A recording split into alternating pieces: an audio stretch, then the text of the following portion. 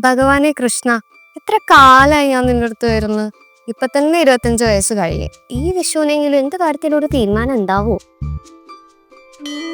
ഭഗവാനെ,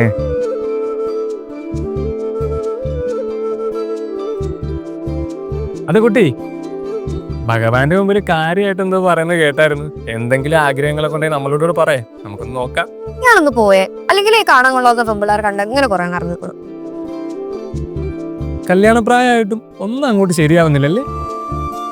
വീട്ടിലാണെങ്കിൽ കാര്യമായിട്ട് പറഞ്ഞു നോക്കി, പക്ഷെ വീട്ടുകാർ മൈൻഡ് ചെയ്യുന്നില്ല. പിന്നെ കൃഷ്ണ, ഇതൊക്കെ എങ്ങനെ അറിഞ്ഞു? തന്റെ മുഖം കണ്ടാൽ അറിയത്തില്ലേ? എന്തായാലും അധികം കാത്തിരിക്കേണ്ടി വരത്തില്ല, തന്റെ ആഗ്രഹങ്ങളൊക്കെ നടക്കും. ഞാൻ മൂപ്പരോട് പറഞ്ഞിട്ടുണ്ട് കേട്ടോ. നടന്നു തന്നെ.